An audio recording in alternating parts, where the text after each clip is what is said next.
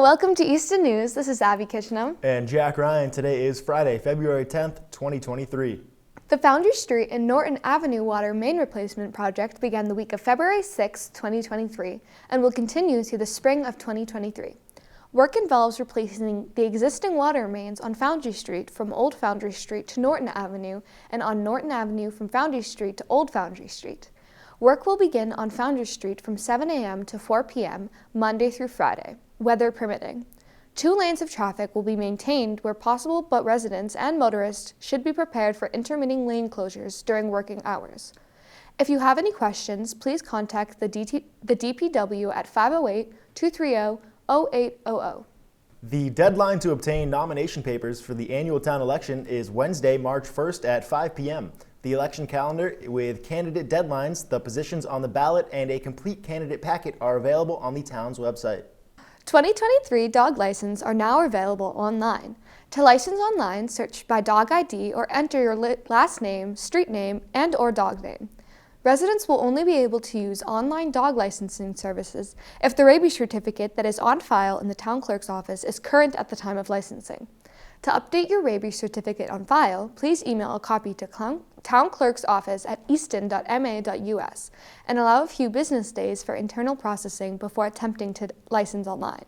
Please note that the bank charges 50 cents to pay by electronic check, and there's a $1 postage and handling fee for each online license issued.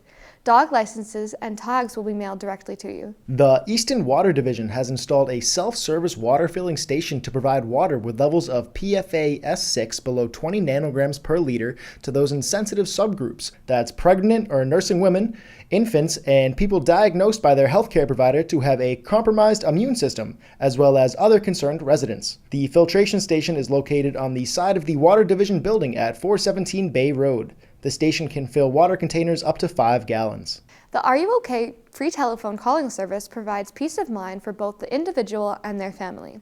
The program provides a reliable daily phone assurance and the security a person may need to maintain their independence. The program is designed for senior disabled Suttons living in Bristol County. The Bristol County Sheriff's Department will make a telephone call to an individual's home at approximately the same time each day. If no one answers, the Sheriff's Department will call back shortly. If no one answers the second time, the police department will be called immediately to check on the individual's status. Enroll at 508-994-8932 or toll free at 888-809-8932. Frothingham Hall will once again be hosting AARP tax preparation on Tuesdays and Thursdays between February 7th and April 13th. The guidelines are for serving low to moderate income taxpayers who cannot afford to pay for professional tax preparers. We are now scheduling in-person appointments on a first-come, first-served basis. Once appointment dates and times are filled, no additional appointments will be added. This year, you will meet with a preparer for the duration of your appointment, not drop off like last year. IRS rules prohibit the AARP tax preparers from processing returns that include certain items. If your return contains any of these items, you may have to go to a paid preparer. Lastly, as a reminder, these appointments are limited and do book up very quickly. To book your appointment, please call 508-230-0690, extension 1. Could you use some additional help this year paying for heating, fuel, transportation, or food costs? At the annual town meeting in 2020, residents voted to adopt a local option under MGL Chapter 60, Section 3F to establish a Veterans Assistance Fund. This fund, known as the SERF Fund, can provide eligible veterans or surviving spouses up to $1,400 a year, depending on fund availability at the time of application. SERV stands for Supporting Emergency Relief Veterans of Easton. As part of the rollout of the SERV Fund, the town is directing $100,000 of American Rescue Plan funding to immediately provide assistance to qualifying veterans and families. The support comes in addition to $150,000 of ARPA funds directed towards the Taxation Aid Committee Fund as part of the town's broader ongoing efforts to provide direct financial assistance to residents in need. Eligibility criteria is 80% of the area median income guidelines. Easton residency and proof of veteran status is required. For more information on this and many other ways the Easton Fire Department of Health and Community Services supports our community, please visit the Town of Easton Health and Community Service webpage. Applications are also available at Frothingham Hall, 15 Barrow Street. If you would like to donate to this fund, please make checks payable to the Town of Easton SERV Fund. Before drifting off to dreamland, make a cozy little detour at the library. At 6:30 p.m. on the fourth Monday of every month, join Miss Alicia for Pajama Story Time. This event includes books, rhymes, and lullabies to help wind down your evening. Pajama Story Time will last about 30 minutes, ending with seasonal mindfulness exercises. This program is designed to engage children of various ages. Families with children of any age are welcome to attend. Pajama and stuffed animals are encouraged, but not required. The next event date is February 27th at 6:30 p.m. Chief Justin Alexander and Captain John Tizalo would like to remind residents that open burning season began January 15th and runs until May 1st. A permit is required to open burn in compliance with Massachusetts law. Easton residents can apply for open burning permits online by visiting this website. To submit an application, your name, street address, and phone number are required. Residents must visit the same website to request authorization for a residential burn on each day they wish to burn. Residents are asked not to call the department's administrative offices to request a burn. All requests must be made online. Violations of the permit requirements, open burning law, and/or open burning regulations will be grounds for permit revocation. According to the Massachusetts law, anyone found burning without a permit may be subject to criminal charges, the punishment for which is a fine up to $500, plus the cost of the suppression or imprisonment for up to 1 month or both. Burning must be done between 10 a.m. and 4 p.m. from January 15th to May 1st, at least 75 feet away from all dwellings and as close as possible to the source of the material being burned. Residents are allowed to burn brush, cane, driftwood, and forestry debris, agricultural materials, including fruit tree and bush prunings, raspberry stalks, and infected beehives for disease control, trees and brush from agricultural land clearings, fungus-infected elm wood, if no other acceptable means of disposal is available. Residents may not burn brush, trees, cane, or driftwood from commercial or industrial land clearings, grass, hay, leaves, stumps, or tires, construction materials, or demolition debris, or household trash. You can help prevent wildland fires by burning early in the season. Wet and snowy winter conditions help hinder the rapid spread of fire on or under the ground. Changing weather conditions and increased fire danger in spring can lead to many days when open burning is not allowed. April is usually the worst month for brush fires. When snow recedes, but before new growth emerges, last year's dead grass, leaves, and woods are dangerous for tinder. Winters also tend to be strong and unpredictable in April. For more information on open burning in Massachusetts, visit mass.gov. March 10th, 4 to 7 p.m., pop by the Animal Protection Center of Southeastern Massachusetts after work to pursue a variety of books for sale. Langwater Farm will be joining, offering wood-fired pizza for all to enjoy. The book sale will continue on the following day, on Saturday, March 11th from 10 to 3, with 100% of the proceeds going towards the animals. They will be accepting donations of books throughout February 2023. The APCSM will also be offering pet CPR and first aid on May 21st at 10 a.m. The cost of the program is $55. The Animal Protection Center of Southeastern Massachusetts is located at 1300 West Elm Street Extension in Brockton, Mass. ECAT has partnered with the Animal Protection Center. This week, our Pet of the Week from the APCSM is Courage, and we have Katie from the APCSM to show off Courage in our feature here. Hi, I'm Katie from the Animal Protection Center, and today we have Courage. Courage is a 4-year-old domestic short-haired male. He was basically brought to the APCSM after he was in a house with 9 other cats, so he's one of 10. He is a really sweet boy. He definitely would do well in a home, probably with no young kids and no big animals, but he definitely can live with other cats. He is such a gentle soul. Everyone here at the shelter loves him. He's awesome. About 4 years old, he's neutered. He's up to date on all of his vaccines. So if you're interested in adopting Courage, you can fill out an adoption application on our website at apcsm.org. The Ames Free Library is holding an event to create ice cream cones with yarn and paper. While it may not exactly be ice cream social weather outside, kids can use their imagination. Recreate this classic summer treat with yarn pom-poms and paper cones. Then hang them inside while we dream of warmer weather.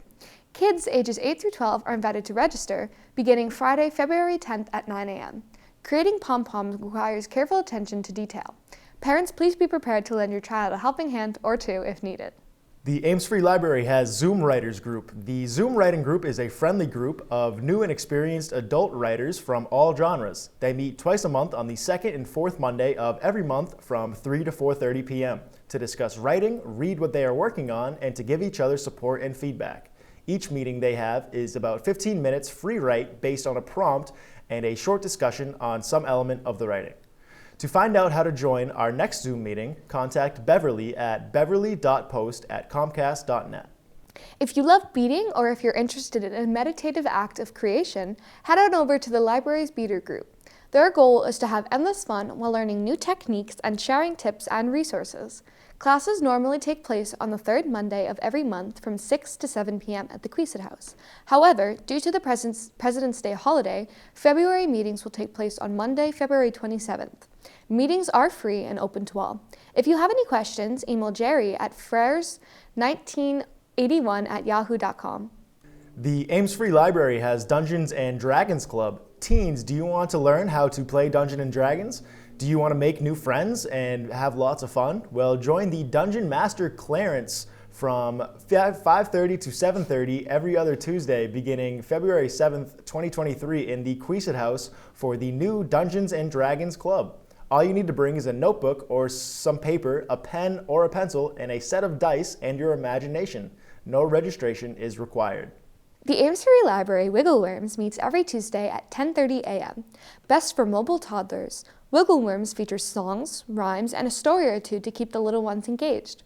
This program is held by Miss Alicia and runs for about 30 minutes. No registration is required and all families are welcome. To keep us comfy and warm, Wiggleworms will meet in the children's room throughout the winter. Come spring, they will be moving back outside to the garden on sunny days. Please contact kids@amesfreelibrary.org with any questions or concerns. This past week, published author Jenny Howe was at the Queesit House for a book reading, followed by a Q&A. We met with Jenny and Queesit House manager Danny Horrigan to talk about the event and upcoming events hosted by the library. Jenny L. Howe, and I'm the author of The Makeup Test, which came out in September, and On the Plus Side, which comes out this December. I'm a New Bedford native, and I went to Stonehill and Boston College and got my PhD at Tufts, and now I teach at UMass Dartmouth. Makeup Test is a fat-positive, second-chance romance between academic rivals and a prestigious literary PhD program, where college exes are vying for the same mentorship with their dream professor and accidentally fall back in love with them in the process. On the Plus Side comes out December 26, 2003, and it is about a plus-size woman who goes on a makeover show and accidentally catches feelings for the cameraman in the process, and they try to keep their love off camera, and chaos ensues. We have a lot of events coming up over the February break. There are events for all ages, children's things, teens, adults, so take a look at our website.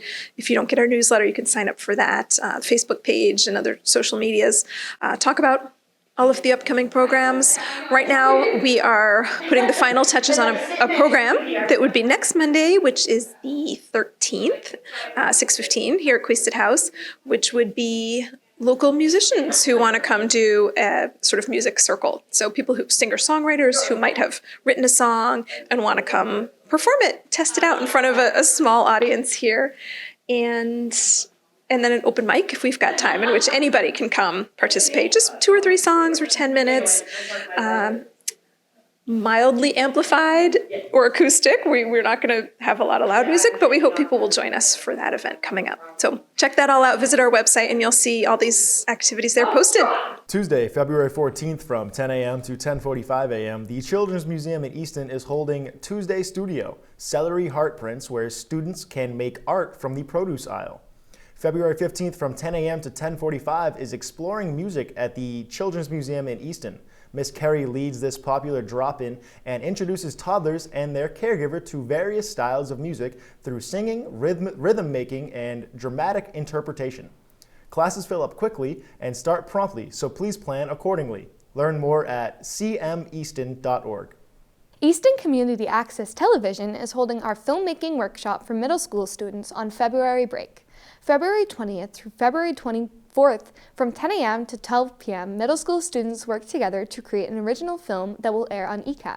The Hockomock Film Festival is open for submissions. This high school film festival is open to any students residing or attending school in the Hockomock League.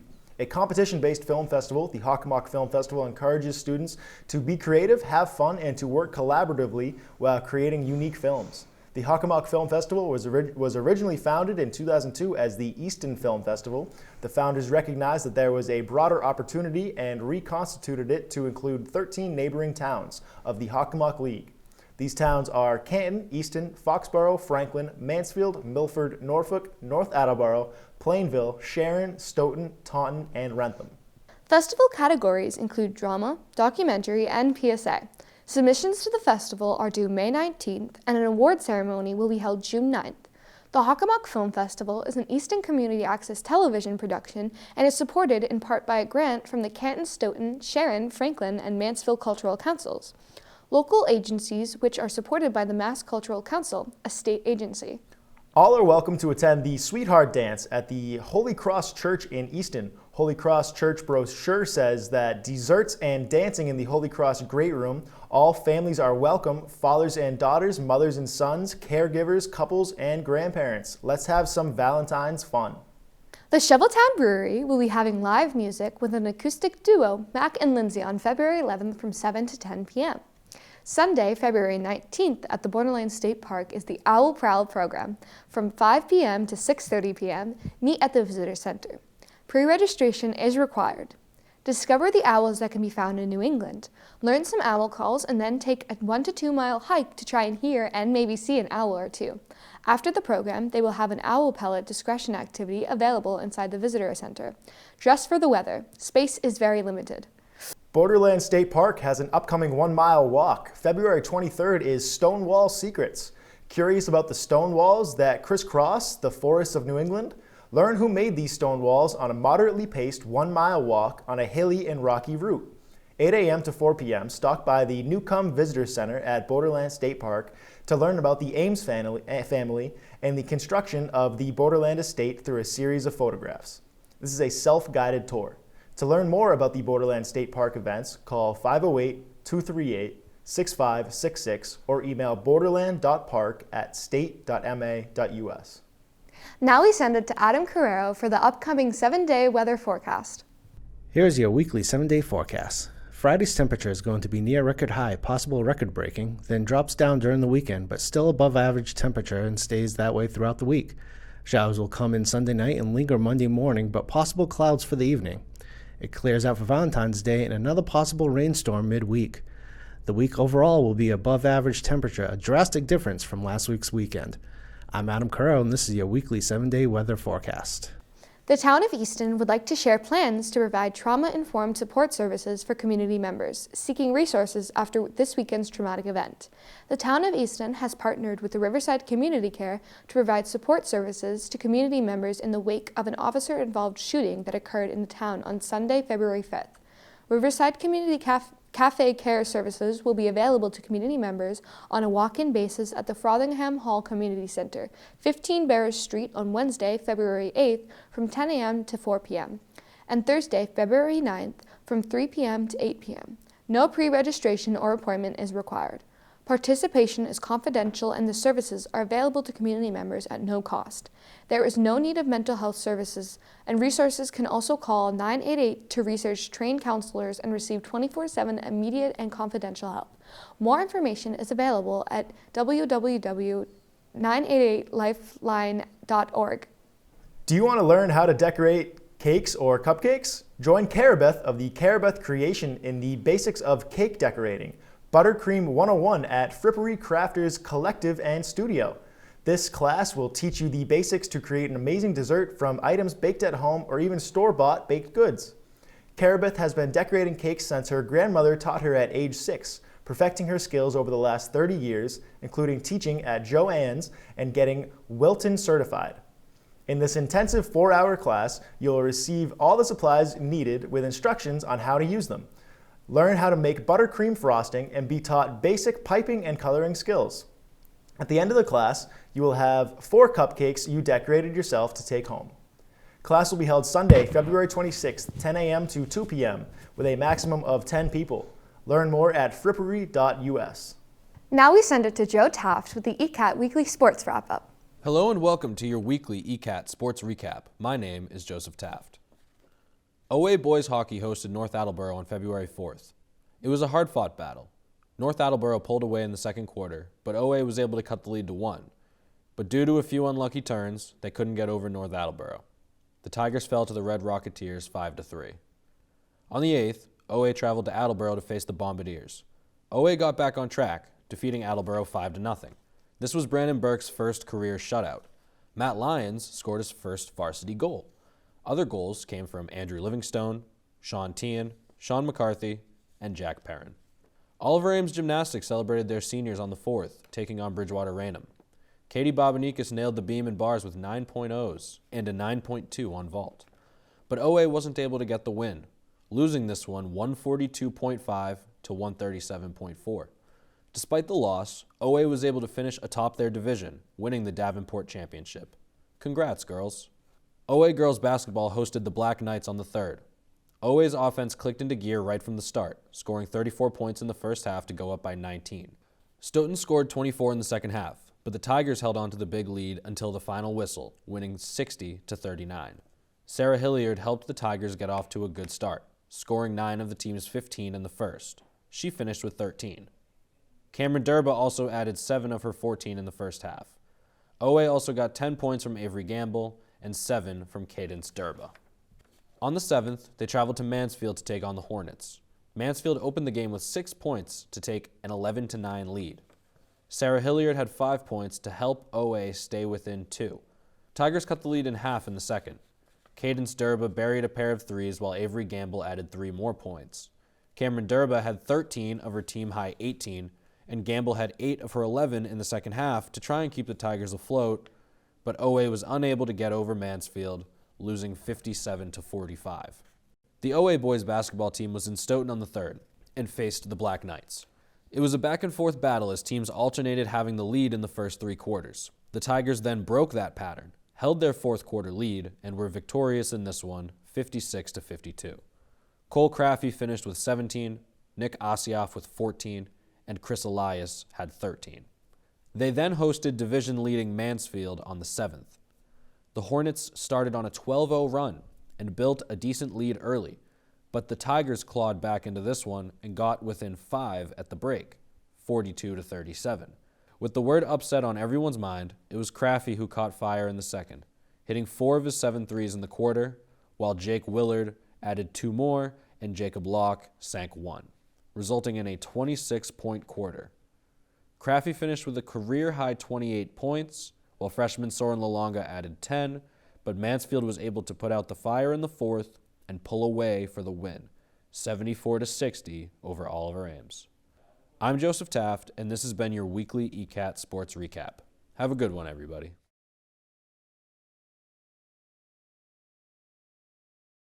Thank you for watching. This has been Abbie Kitchenham. And why didn't peanut butter hold open the door for jelly? And I've been Jack Ryan.